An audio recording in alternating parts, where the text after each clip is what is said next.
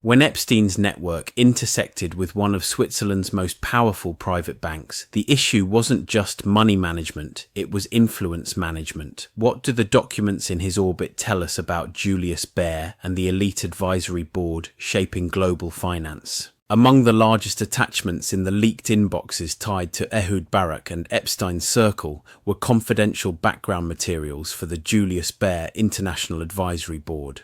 Julius Baer is no ordinary bank. For generations, it has been the custodian of fortunes belonging to political leaders, billionaires, and families whose names carry global weight. The documents circulating across Barak's inbox were not glossy marketing pamphlets. They were internal briefing packets, labelled as background materials and updates, meant to prepare board members for discussions on strategy and influence. The briefings are striking. They contain profiles of proposed or existing advisory board members. Among the names were Paul Kagame, the president of Rwanda, Carlos Ghosn, the high-flying auto executive later embroiled in scandal, John Elkann, heir to the Agnelli empire behind Fiat, Patrick Drahi, billionaire telecom magnate, and cultural figures like Daniel Barenboim, the world-renowned conductor. In one update, Magnus Carlsen, the reigning world chess champion, is even listed. Taken together, the documents read like a who's who of global influence, carefully selected individuals blending finance,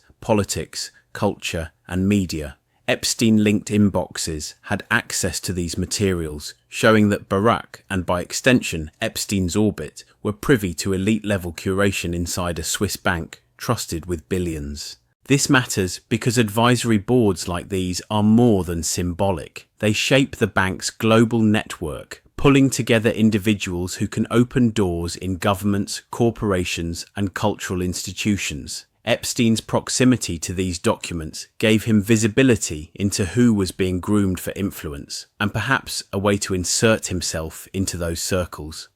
If knowledge is power, then having a front-row seat to this network provided an extraordinary vantage point. Swiss banking wasn't just about hiding wealth, it was about curating relationships at the highest levels. Epstein's orbit had access, and that access meant leverage. In Part 4, we'll follow the money trail to the Caspian region, where billions in oil wealth were in play. This is Sheppard Lens Media. Independent, unfiltered, human.